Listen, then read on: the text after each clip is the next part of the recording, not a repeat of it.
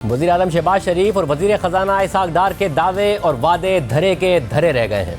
आज IMF के वफ्द को पाकिस्तान से गए 40 दिन हो गए हैं, लेकिन अभी तक IMF से स्टाफ लेवल मुआहिदा नहीं हो सका है, क्योंकि अब IMF ने अवामी सतह पर वादे कर दिया है कि स्टाफ लेवल मुआहिदे के लिए दोस्त ममालिक की तरफ से फंडिंग की कमिटमेंट दरकार है। ये दावा भी दिसंबर से इसहाक़ डार साहब कर रहे थे कि सऊदी अरब से इजाफी फंड्स मिल जाएंगे, मगर वो भी मौसूल नहीं हो रहे हैं। हमारे साथ मौजूद हैं शहबाज राना। शहबाज राना, बहुत शुक्रिया।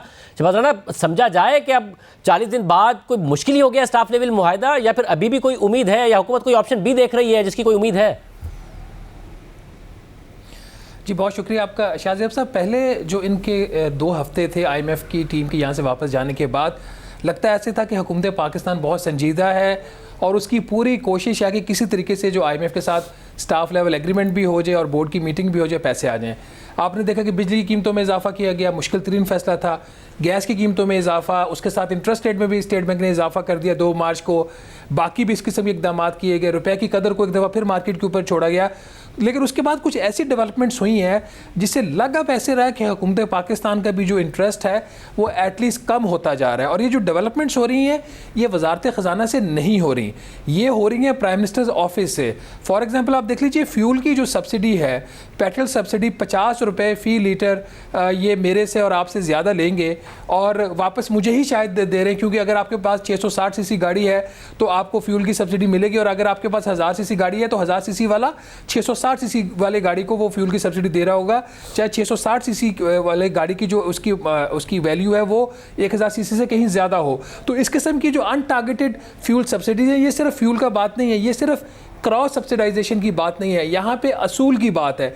दुनिया ये देख रही है कि पाकिस्तान दिवालिया होने की तरफ जा रहा है। दुनिया ये देख रही है कि पाकिस्तान के जो गैर मुल्की ज़र मुबादला के रिजर्व्स हैं वो $4 अरब के ऊपर है, बावजूद इसके कि चीन से हमने कोई $1.7 मिलियन का एक पुराना कर्जा वापस लिया है। और दुनिया ये देख रही है कि इनके जो टैक्स महसूलात हैं वो अपने अहदाफ से पीछे हट रहे हैं। और इन हालात के अंदर आप अनाउंस कर देते हैं पंजाब और खैबर पख्तूनख्वा में फ्री आटा स्कीम, जिसकी 73 बिलियन लागत है। इन हालात के अंदर आप फ्यूल की सब्सिडी अनाउंस कर देते हैं। तो ये मुझे अब इनकी नीयत पे पहली दफ़ा शक होने लग पड़ा है कि अगर यही तरीका इनका जारी रहा तो फिर बहुत मुश्किल है कि IMF आपके साथ जो है वो किसी किस्म का प्रोग्राम मगर शहबाज, फिर ऐसी बातें उस वक्त हो ना जब या तो हमारे पास रिजर्व हो वो है नहीं, या फिर हमारे पास कोई मुतबादिल हो वो भी नजर नहीं आ रहा है। तो ये कर क्या रहे हैं? क्या मुल्क को डिफॉल्ट की तरफ लेके जा रहे हैं? कोई मुतबादिल की उम्मीद है चीन से या किसी से? अच्छा, ये बहुत ही अहम पॉइंट है कि जब आप इस किस्म की एक सोसाइटल अटेम्प्ट करते हैं सब्सिडीज देने की और IMF को नाराज़ करने की, ऐसे वक्त में आपके पास कोई प्लान बी होना चाहिए। जो मेरी इत्तला है अभी तक कोई भी प्लान बी इनके पास नहीं है। और प्लान बी हो कैसे? जितने भी आपकी रीजनल कंट्रीज़ हैं वो देख रहे हैं कि पाकिस्तान एक दफ़ा फिर फिस्कली जो है ना वो इररिस्पॉन्सिबली बिहेव कर रहा है, तो कोई आपके ऊपर क्यों ट्रस्ट करेगा? जो पाकिस्तान की नीड्स हैं वो शाहजेब साहब इतनी अब ज़्यादा हो गई हैं को कोई एक भी मुल्क, चाहे चाइना हो, चाहे सऊदी अरब हो, या कोई इदारा जैसे कि IMF है, वो अकेला पूरा नहीं कर सकता। तो इस किस्म की सुसाइडल अटैम्प्ट्स करना, जब आपकी जेब में पैसे नहीं हो, जो अप्रैल से लेकर जून तक की नेट एडिशनल हमने नॉट एडिशनल जो नेट हमने रीपेमेंट करनी है फॉरेन लोन्स की इंक्लूडिंग द इंटरेस्ट, वो $4.1 अरब है। आपके रिजर्व्स में पड़ा हुआ है आज $4.25 अरब। इसके साथ आपकी जो इंपोर्ट्स हैं वो $3.5-4 बिलियन फिर भी रह रही हैं, बावजूद इसके कि आपने इंपोर्ट्स का गला घोंटा हुआ है।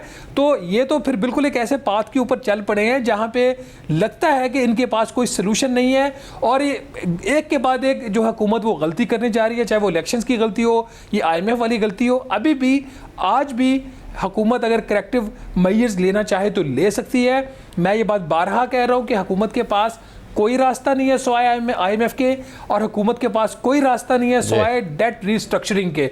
तो जितनी जल्दी ये हुकूमत अपने जो हकायक है इनको मान ले, उतना ही ये अच्छा होगा। बहुत शुक्रिया। सूरत हाल बता रहे थे शहबाज राना। हुकूमत की कोई सिम नज़र नहीं आ रही है, और जिस सिम में मुल्क जा रहा है हुकूमत नहीं लग रहा है कि उसे निकाल सकती है। IMF का स्टाफ लेवल मुआहिदा बार बार दावों के बावजूद अभी तक नहीं हो सका है।